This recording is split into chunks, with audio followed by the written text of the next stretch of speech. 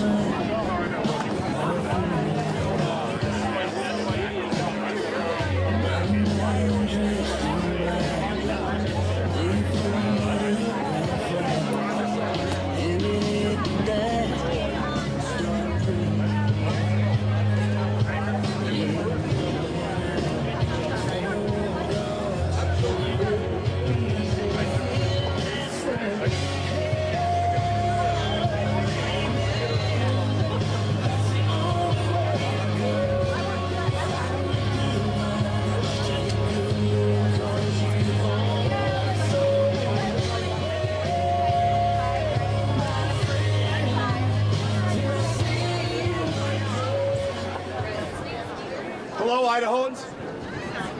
Can you hear me okay?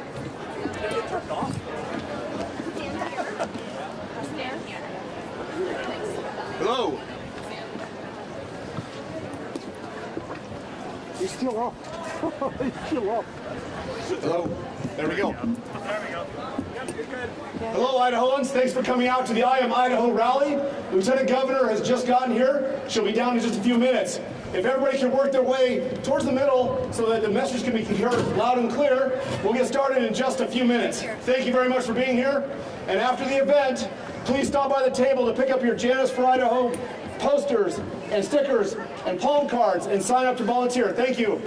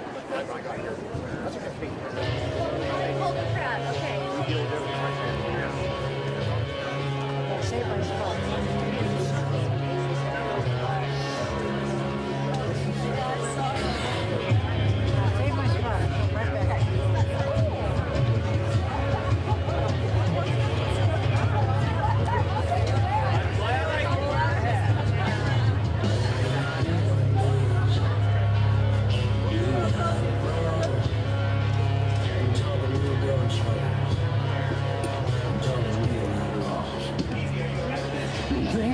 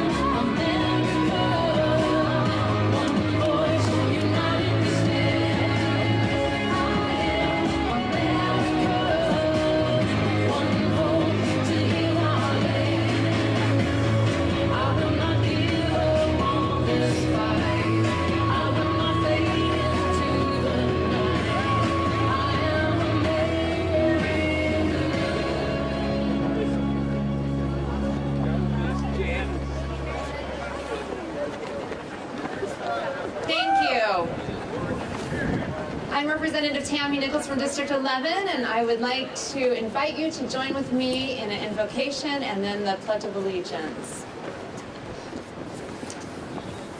Our dear Father in heaven, we thank Thee for this opportunity to gather today. We are grateful for the blessings that we have of living in this great nation and in our state of Idaho.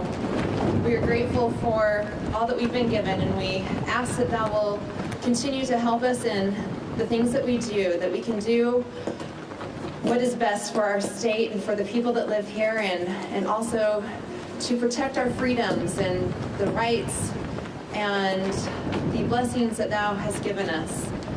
We thank Thee for all those that work and put forth the effort to make this state the best that it can be and to help keep our nation the beacon of light that it has been for the world around us. We ask for guidance in all things, and we ask that Thou will please be with each and every one of us as we go about this day and in the efforts and work that we do. And we thank Thee for all that we have.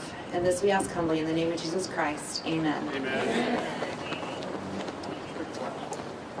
I pledge allegiance to the flag of the United States of America and to the republic for which it stands, one nation, under God, indivisible, with liberty and justice for all. Wow, what a great crowd. Thank you so much for being here. Hello, my fellow Idahoans, and welcome to the I Am Idaho rally. I am humbled to see such a great crowd of freedom-loving Idaho patriots. Before the event, as I was walking through the crowd, I met with so many different Idahoans. I spoke briefly with young patriots who are members of the high school Turning Point group. It's so exciting to see a second generation of patriots coming up, and we welcome you. Thank you so much for being here. I met with families, I met with business owners, teachers, multi-generational families who have come to the rally together. And closest to my heart, I met with countless veterans who have already written the check to their country and promised to sacrifice everything, up to and including their own lives, in defense of our cherished nation. Could all the veterans please rise, raise your hands, and be recognized? Thank you so much. Thank you. Thank you to my brothers and sisters in arms for your continued love and dedication to our great nation. Thank you all for attending the rally. Today, we are here to celebrate the future of Idaho and to chart a course that guarantees to every Idahoan, as it states in our state constitution, that all Idahoans are, by nature, free and equal, and have certain inalienable rights, among which are enjoying and defending life and liberty, and acquiring and possessing and protecting your own property, and pursuing happiness and securing your own safety. Over the past 16 months, our ability as free men and women to exercise our own God-given rights to pursue happiness and securing our own safety has been trampled upon by an arbitrary power, by a pandemic, by an overreaching federal and state government who have abdicated their responsibility to protect you and your freedom, and unelected experts who have usurped the law and seized power over your life. Today we're here to take a bold step forward, to say to those that have trampled our way of life, to say to our families, to say to our neighbors, and to say to our representatives that enough is enough. Yeah. We are here as Idahoans, endowed by our Creator with a frontier spirit, with a Western independent ruggedness, and with a dedication to preserving life, liberty, and property. We're here today to celebrate our unified goal, to proclaim our love of our own country, express our identity as Idahoans, and to link arms with like-minded citizens and say collectively that I am Idaho. Idaho is more than a way of life and a funny-shaped state on a map. Idaho is a spirit that lives inside of each of us. Idaho is a fierce and stubborn independence. Idaho is a refuge from ideals that tear apart in the fabric of our society. Idaho is freedom, to live without the oppressive hand of government. Idaho is love. Idaho is family. Idaho is all of us. Throughout the past 16 months, we've been on a journey that began with freedom, and immediately and without proper legal authority, that freedom was suspended. for 15 days to crush the curve. 15 days has turned into 16 months, and the fight back has been treacherous with unimaginable obstacles. Opposition seems to have motives that exist beyond what is obvious and admitted. The federal government has been bribing the states with our own money to obey and comply. The current occupant of the governor's office has taken that monetary bribe from the federal government and self-determined where that money should go and where it should be spent. The representative form of government meant to protect the rights of citizens of our state has been trampled upon, and that just isn't Idaho. In addition to accepting the federal bribes for compliance and obedience, our state and local governments, with the wise counsel of unelected regulatory bodies, shut down the economy, shuttered our schools, forced parents to stay home and teach their children homeschool instead of working and providing. They suspended youth sports, closed our city parks and pools, restricted travel, and told us how close we could stand to one another. That just isn't Idaho. That frontier spirit that resides in our hearts of every Idahoan has begun to shine brightly, and is beginning to push past the face coverings, through the doors of closed barber shops and restaurants, flooded the halls of our schools, and escorted our children back onto the football, soccer, and baseball fields. And I have a friend that passes out signs all over the state that reads, "Smile, you are free."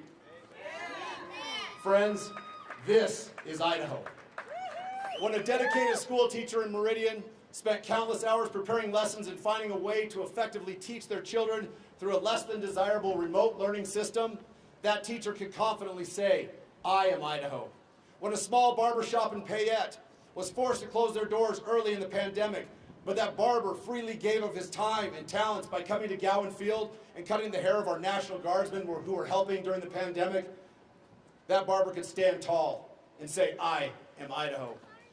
When a restaurant owner in Idaho Falls with dozens of employees was told that they could not serve their customers indoors, they adapted, and they offered curbside service and takeout service, and they allowed their patrons to eat inside of a tent. That owner could proudly say, "I am Idaho." Here in Boise, when parents were banned from watching their children compete in school sports because it was determined by the experts to be too dangerous to sit 6 feet apart from one another and cheer, those parents started non-school affiliated sport clubs and competed in non-school facilities and encouraged their children not to miss a moment of their childhood, to grow and continue to compete and to live by that Idaho spirit. Those parents can say, "I am Idaho." My friend Janice, we know her as the Lieutenant Governor of Idaho. She embodies all that is Idaho. She loves the Constitution. She loves liberties and freedoms that are enshrined in our foundational documents. She loves Idaho. There's one office in this building behind me that stayed open every day during the pandemic. One office that was open without an appointment, without a key card, without security escorting you in. One office. That was the office of Lieutenant Governor. No one was turned away. There is one statewide officer who has worked tirelessly to help Idahoans and their businesses remain open and adapt to the ever-changing expert guidelines. There is one statewide officer who publicly advocated for individual freedom and liberty in the face of government overreach. There is one statewide officer who can stand among you and say, "I am Idaho."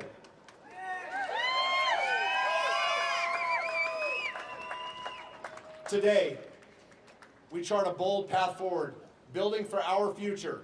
We look to our past and recognize that the trail has already been blazed. The roadmap has already been drawn. There is a code and we have the key. The Constitution of the United States of America and the Bill of Rights, accompanied by the Constitution of the state of Idaho, defines our way forward. It is our job as free citizens of the state of Idaho to select Idahoans to protect our rights, our freedoms, and the Idaho that we all call home. The great statesman, congressman, senator, and secretary of state to 3 U.S. presidents, Daniel Webster, he famously said, and correctly I might add, that it will be the solemn duty of the state government to protect their own authority and to interpose between their citizens and an arbitrary power that is the federal government. Friends, patriots, Idahoans. It's the deep state.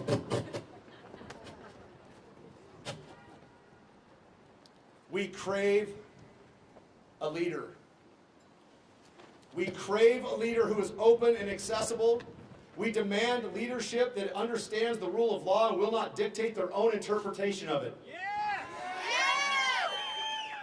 We will select a leader that has deep Idaho roots, that has created jobs, that has built a business, that has served in the community and faithfully executed the duties as prescribed by the oath of office that she has taken so many times to support and defend the Constitution against all enemies, say it with me, foreign and domestic.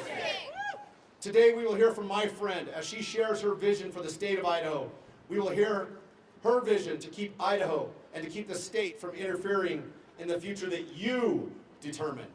We will hear her vision to act as your agent to interpose between you and an overreaching federal government.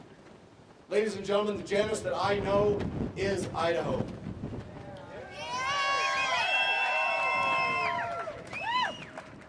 I am proud to have the opportunity to introduce the remainder of the lineup for today's event. Our next guest is a man that I have tremendous respect for. He literally has a mantra for everything, and he speaks a language that resonates with me. Respect, hard work, resilience. These are his words. This is the language that he speaks. And I have learned from him as we observe life's obstacles through the right lens that nothing is insurmountable. To see obstacles as opportunities. I'm happy to introduce to you today my new friend and somebody that I admire, Mr. Pete Colson.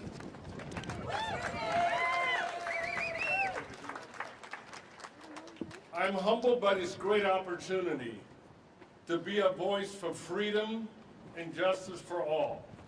I'm so thankful for what God has given me and what fingerprint He has given me so I can uniquely impact this world. You see, in 1964, I boarded a plane from Salzburg, Austria, that was a country of limited opportunities for me to step on the soil of America with unlimited opportunities. My parents took on them 10 children that they dearly loved and gave them opportunities when a world of mixed-race kids was disrespected. And I'm thankful for that journey I've taken on for this great opportunity, because from this process, I've learned that life has many obstacles, but they're great opportunities that we can be difference makers in our local community. I ended up here in Notice, Idaho, a little town where I learned to work hard, learn how to respect people, learn to honor people, learn self-discipline, and learn to rise above obstacles so I can have life-changing opportunities. I'm thankful for Janice and for her willingness to have an open door policy so that my voice can be heard, that it is about the human race, not a race. We are part of the human race that has been empowered through our unique differences to be difference makers for our state here in Idaho. And I'm just so thankful that God has given me these opportunities. Paulo Coelho said, "The world is changed by our examples, not by our opinions." Letting our words speak through our actions of love for freedom, for justice, and that every man's voice be heard. And I'm just so thankful that Janice has that policy in mind, that mindset that everybody has value, everybody has significance, and everybody in this society has the opportunity to be difference makers in Idaho. God bless you. Thank you very much.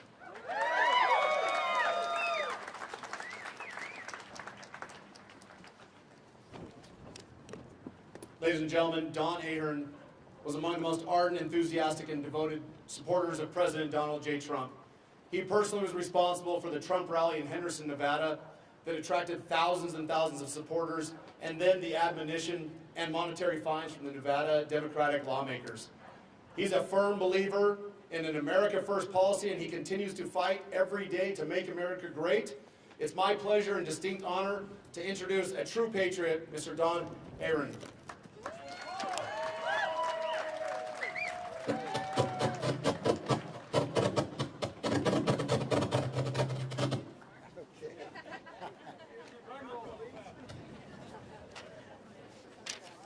All right, well, good afternoon, everyone, and it's a pleasure to be here in front of you. I don't know hardly anybody in this crowd, and I'm pretty sure that almost nobody in this crowd knows me. But I know your Lieutenant Governor, Lieutenant Governor Janice McGeachin. What a wonderful, wonderful lady she has been. Now, we have, let's just say I'm mostly identified as a businessman. I kind of got involved in politics like many of you have, and we got tied into the Trump thing down in Nevada. We'll call it the Trump thing if you don't mind. But when I was getting to know Lieutenant Governor Janice McGeachin. Pardon me for just a second. We're going to fix the microphone. Okay. We're getting some interference.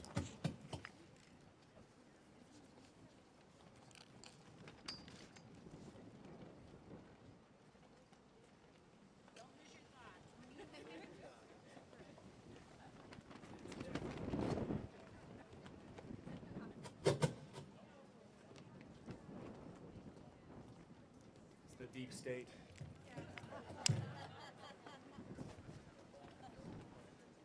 Yeah, the deep state. They're watching us, aren't they? They're out to get us. Well, we're going to win, aren't we? Yeah! You bet we are. With great leadership, we're going to win. Now, when I started getting to know Lieutenant Governor McKeon, I found a, I'll try a few different moves here to see if I can, you come at me. Try blocking. Okay. This right here. Okay. That might help. A little bit of wind going on here today, isn't it? All right. Well, I want to tell you something. I want to give you a quote from Lieutenant Governor McKeon. She said, "I lose sleep at night because the heavy-handed of government is hurting so many of the Idahoans." The heavy-handed government. Yeah, as you've heard before me here, she's the only one that held her office open and kept on going. Now, who am I? Why should I be here today? I don't even know why, to tell you the truth. But I'm damn proud to be here because Lieutenant Governor McKeon asked me to come up here. And we are businessmen. We have Ahern Rentals down in Nevada and all across the United States with about 4,000 employees. And when President Trump came to Nevada, he flew around in circles virtually as our current governor down in Nevada, where I live in Las Vegas. He flew around looking for a place to have a rally. And our governor chased every entrepreneur, every hotel, every airport, everything. And the president of the United States was not allowed to give a speech. Now, I think that might be against one of our amendments, is it not? You know, speech is a big one. The right to assemble is a big one. The fact that we can stand right here is very, very important. So, in my relationship with Donald J. Trump and working with him there in Nevada, we were trying to turn that state over. You know, I was just had opportunity to talk and so forth. I said, well, you know, we as a family, we as a business, we have an airport up in Reno area called Minden-Gardnerville. Some of you may know that. And you could use our airport. And then we have a factory 170,000 feet down below in Southern Nevada, and you could use that too. And I'll tell you what, we had 27,000 people come to the Donald J. Trump event in Northern Nevada, and then we had 12,500 come into our building, which frankly only held 5,000. We really screwed up the traffic for the whole day. So anyhow, as my position is the Nevada State Party, I'm the finance chair for that, and I am the chairman for the Trump's program called the American Alliance, which President Trump now has a half a dozen at least, if not more, organizations. The American Alliance is one, the Conservative Partnership Institute, the Cornerstone. These are all programs that he works with. Every day he works with these people trying to get it together. And we work almost full-time on the American Alliance program, and we're trying to pave the way for Donald J. Trump to run for office. But so I'm not here to try to get him reelected, although I think I'm talking to a lot of Trump fans here. But what Janice has asked me to do is to kind of, since I kind of represent in a roundabout way his camp, and I want to talk to you about a few of the precepts, like the right to life, things that Donald Trump taught us. Every precept that he gave us, Mckeon stands in parallel, in parity with every one of those things. And as she announced, I think it was announced earlier that, when he was running, she also supported him and was on some of his committees and so forth. So, it's a little hard in this wind, forgive me, but I've apologized for all the migration of the rest of the United States trying to come to your great state. I know you kind of want to put a stop sign out there on the border, but I'm one of them. But, we believe, as Donald J. Trump believes, and as Janice McGeachin believes, we're a nation under God. And we believe in a life hereafter and a God-fearing country. So, we want you to know that in lockstep, and I've got a list, but I think I'm going to forego it for time purposes here, but I'll just give you an example. Let's talk about the unborn, the voiceless. Should they have any rights? Of course they should have rights. Does Janice McGeachin, does she believe in that precept? That's a conservative precept? Of course she does. So I think it's very important that we support Janice McGeachin, because she's not only a lady that's going to take this state from turning blue, which, by the way, how do you like the gas? $2.27 when Trump was in, and now it's like, I got it written down here, it's $3.59 a gallon now in Idaho. I mean, that's a huge increase, and this is what's happening. If we allow Idaho to turn blue, we're going to be in trouble. Now, Nevada already turned blue, and it is my everyday passion and so forth to try to get it back to red. But I'm up here today to help Janice McGeachin because I love her. I think she's fabulous. Her family's incredible, and you guys are the bomb up here in Idaho. I'm telling you. Okay, there we go.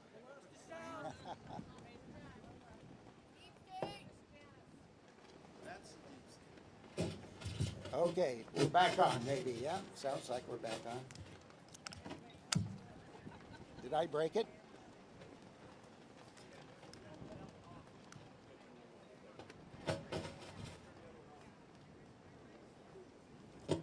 Okay, all right. So as we wrap this up, I'm not ashamed to say, I have 4,000 employees and stretched all over the world, in fact, and I'm not afraid to say I love my employees, But I love Nevada, and I'm a Nevadan through and through because I was born there. I don't think God makes mistakes. He made one little mistake. He didn't. He did not allow me to be born here in Idaho with you. That's the only mistake. And we'll work on that after I'm dead. And we'll have a little talk, maybe. But anyhow, I think it's just fabulous that you've got this type of a talent in a lieutenant governor that could be your next governor of the great state of Idaho. And I want to introduce her to you, Lieutenant Governor Janice McGeachin.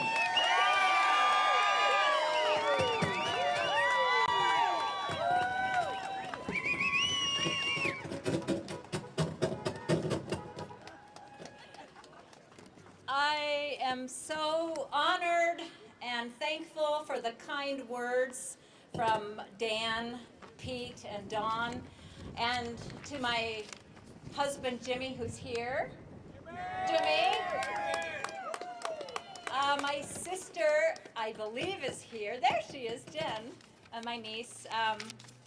Thank you so much to all of you for being here today. Truly, thank you. It means so much to me that you have come, taken time out of your busy day to come to be here and to listen. And isn't it great seeing all these beautiful American flags? Isn't it wonderful to be an American?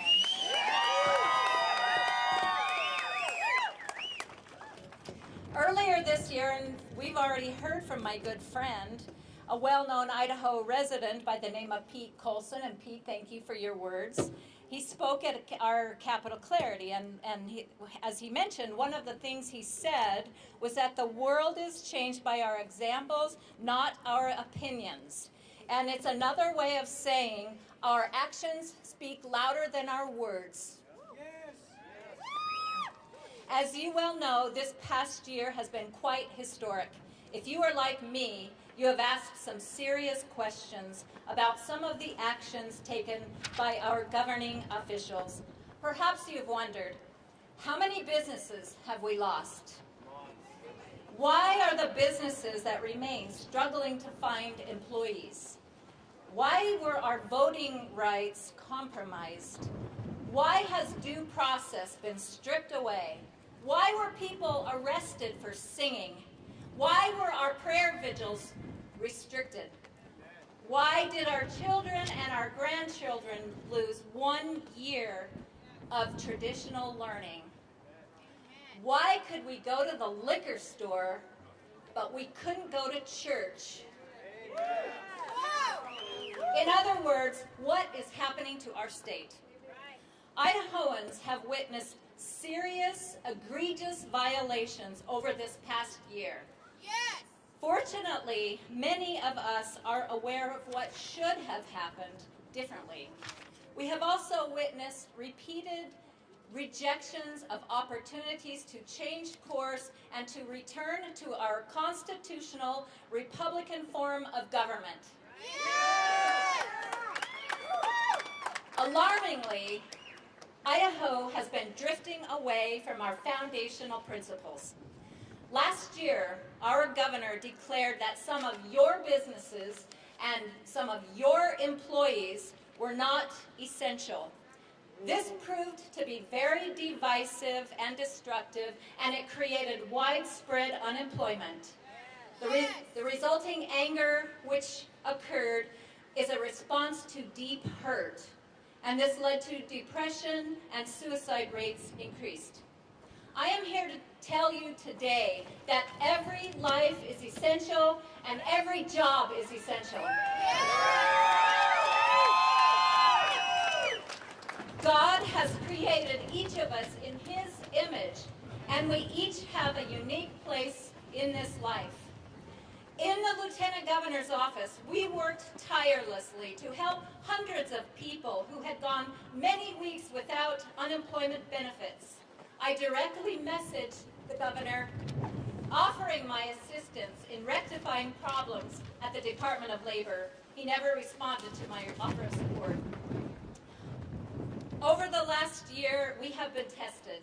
Many stood strong in the face of challenges. Unfortunately, some who were entrusted with positions of leadership caved to fear and compromised principles. We cannot forget the decisions that were made, the damage that was done, and the lessons we have learned from last year. That would be a failure to learn from history, and we all know where that leads. What we have seen over the past year is unacceptable. The violations of our individual rights, our state sovereignty, and our traditional conservative principles is intolerable. I refuse to stand by and allow these abuses to go unchallenged. That would be a disservice to our state and a violation of my sworn oath to uphold and defend the Constitution of the United States and the Constitution of the state of Idaho.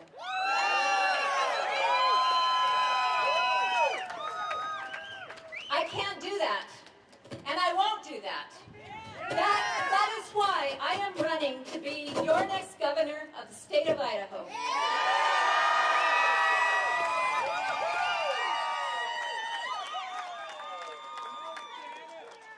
I'm not running for governor to be popular or because it is easy. This job is hard work and it requires making difficult decisions that aren't always appreciated.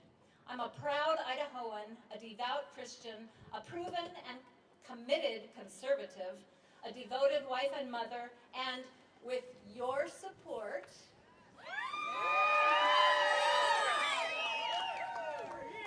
I will be the first woman to lead Idaho as governor.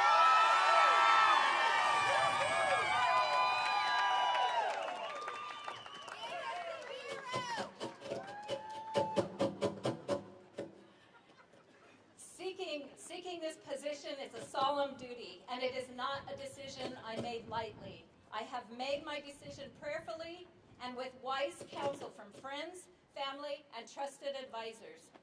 Ladies and gentlemen, we are at a pivotal moment in history, not just for Idaho, but for our nation. Everything that makes Idaho great is under assault. And with radical leftists now controlling Congress and the White House, your governor must be on the front lines every day defending our individual rights, our state sovereignty, and our traditional conservative values. Anything less is a dereliction of duty. I am encouraged, however, by those of you here today and others like you who have pushed back against these assaults. Throughout my tenure as Lieutenant Governor, I have seen the best of Idaho and have witnessed bravery and dedication, commitment, and generosity. Idahoans are tough, resilient, and even heroic sometimes, yet they remain humble. Every day I am inspired by the people who call the Gem State home. So let me tell you a little bit about what brought me here today. I've lived most of my life in Idaho. I've been married to my husband Jimmy for 34 years. Our two children, Liza and James, work alongside us in our family businesses in Idaho Falls and Boise. After 10 years of service in the state legislature, I placed a term limit on myself and returned back to the private sector. It was Donald Trump's campaign in 2016 that inspired me to get back into politics. His message resonated deeply with me because many of the problems he saw happening across our country were also happening in Idaho. Our leaders were not paying attention to our cries for accountability. Yes. Their only interest seemed to be political gain. Yes. Once again, it was time for me to take a stand, so I jumped on the Trump train and served as the first vice chair for the Trump Idaho team. I was also a delegate to the 2016 Republican National Convention. His powerful message of restoring the voice of the forgotten man and challenging a rigged system inspired conservatives across the country to run for office, including me. In 2018, I ran for Lieutenant Governor of Idaho, and we, the people, won on the promise of draining the swamp.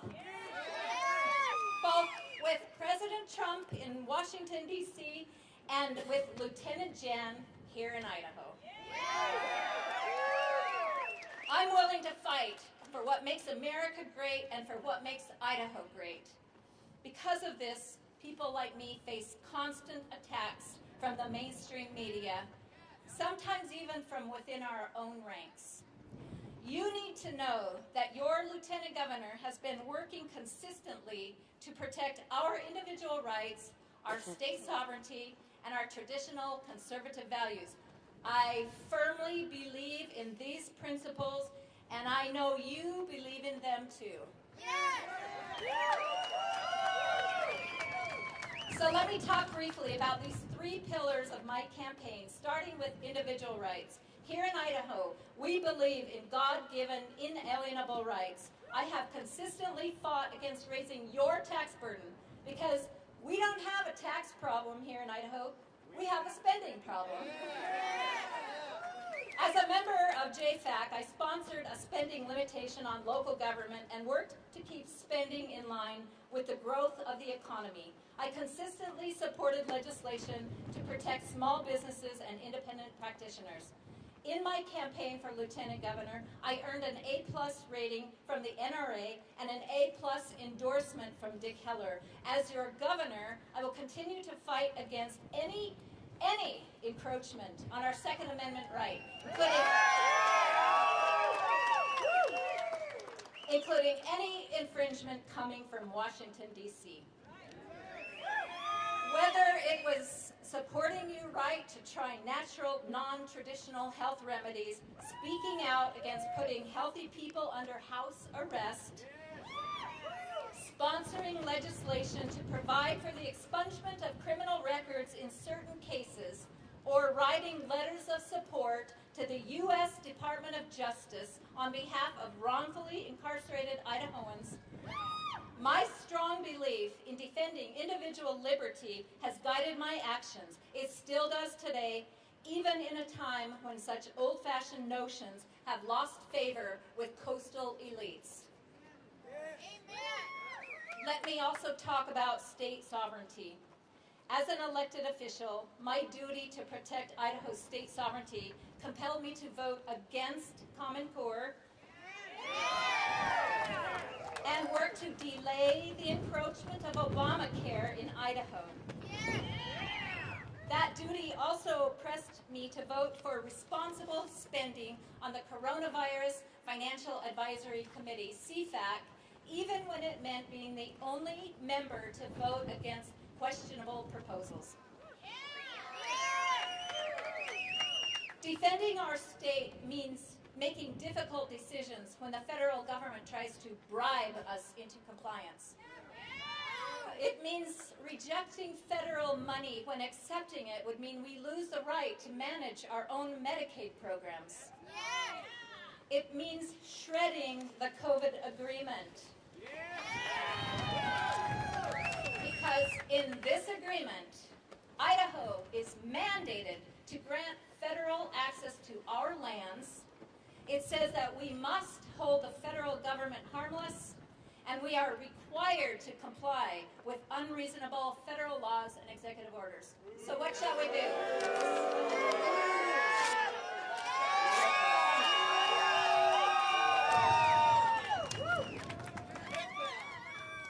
It's gone. After the election, when our governor and attorney general failed to do so, your lieutenant governor, along with a number of Idaho lawmakers concerned about state sovereignty, successfully filed an amicus brief in support of every state's obligation to maintain a Republican form of government as called for in the U.S. Constitution. We will continue to support election integrity efforts that strengthen and protect our republic. And third, let me talk about traditional conservatism, which the media and elites mock and reject. I have a long history of standing up for these values. Strong families are foundational to our value system. My 100% pro-life voting record, my defense of traditional marriage as defined in our Constitution, and my work on implementing the Women's Informed Consent Law speak to my dedication on these issues. Also, my own family proudly supports the successful workforce re-entry of formerly incarcerated Idahoans by providing them opportunities for gainful employment within our family businesses. As chair of the Regional Government Efficiency Committee, I worked to identify waste in state government. As a member of CFAC, worked to ensure procurement laws were followed in contracts with the Department of Education, the Department of Labor, and broadband projects across the state. Remember when we were being threatened that if we didn't change our behavior, people were going to die because our hospitals would be overcapacity? Well, as a problem solver and a member of CFAC, I authored a proposal to collaborate with the private sector to address expanded healthcare capacity during COVID-19. The proposal suggested using state-of-the-art equipment that has been used across the country, including at Mayo clinics. Quite rudely, false information was leaked from the governor's office to a reporter who used the misinformation to mock the proposal. Where's Don? Is Don? Don, you are the CEO and owner of the company with multiple presences in Idaho. And this Lieutenant Governor greatly appreciates what your business has to offer. This future governor welcomes your manufacturing presence here in Idaho. Included in traditional values is education. I do not support cronyism that costs Idaho's taxpayers millions of dollars. Idaho needs an education system that prepares young people to live productive lives, not one that indoctrinates Marxist sociologist ideology being proposed today by the Biden administration. Our children should not be taught to hate America, nor to hate each other. I have assembled a task force, and we will soon begin assessing these issues. I have long been a strong supporter of internships, apprenticeship training, and trade schools. It's why I serve as board president of the Career Technical Education Foundation. In Idaho schools, we will teach our kids how to build, design, engineer, cook, serve, compute, barber, and work as police, firefighters, nurses, doctors, electricians, and plumbers. When people earning $12 to $15 per hour are taught skills that enable them to earn between $20 and $100 an hour, we greatly improve their opportunities. This is a win-win situation for both business and the individual.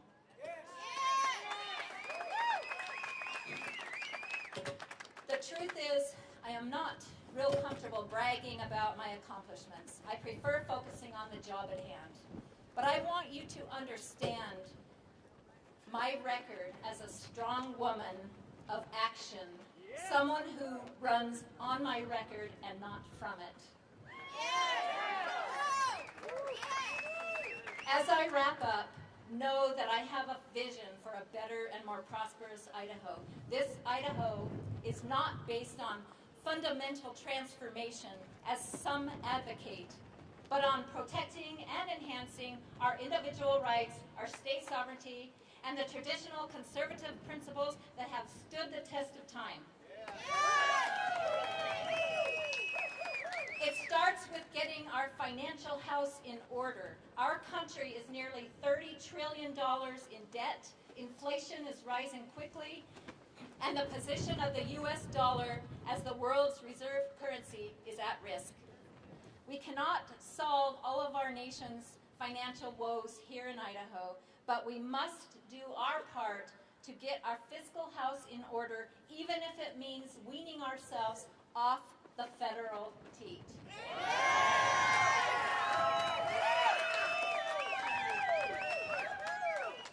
We must reinvigorate traditional industries such as agriculture, grazing, mining, and timber, but also embrace innovation and increase our manufacturing. We must consider new opportunities, such as the increased demand for firearms and ammunitions.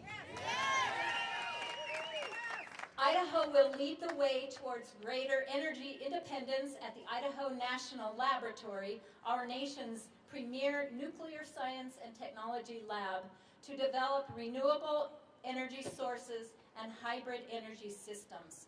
We can do more, we can open more doors to success by removing occupational licenses and other regulations which stand in the way of personal and business achievement. We must work on civil justice reform population. With an incarceration rate that is higher than the national average, I will work with my colleagues in the legislature to repeal regressive laws and regulations that entangle hard-working Idahoans in the criminal justice system. Increasing opportunities for the people needs to be the priority in Idaho. We want Idaho to be an independent and business-friendly state that attracts talent and entrepreneurs from around the globe. Throughout the last year especially, we have witnessed the danger of one politician exercising too much power and cutting out other constitutional officers and branches of government from the decision-making process. Our republic is based on cooperation and collaboration amongst constitutional officers and the three branches of government. I will make sure we restore the proper balance of power so that our republic functions according to its design. As your governor, I will continue to be open and transparent, much like what we did with my office during the Capitol Clarity sessions. My door will remain unlocked and open to the public, and you certainly won't be required to wear a mask to enter my office. Simply put, the status quo has got to go. Idahoans are tired of being ignored, shut out of the process, declared non-essential, and discriminated against by the state. Lobbying groups and special interests exercise too much power and influence in Boise, and that needs to change. Cronyism will have no place in a Mckeon administration.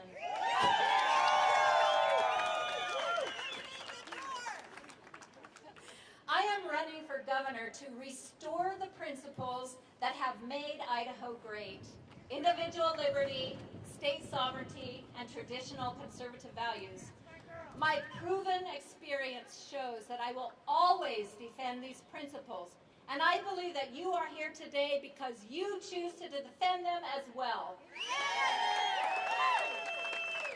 If those are the principles you want, then vote for me to be your governor. Together, we will reestablish the foundational values that make Idaho great. Visit my website, janiceforidaho.com, to donate and learn more about ways to participate in our historic campaign. May God bless America, and may God continue to bless the people of the great state of Idaho.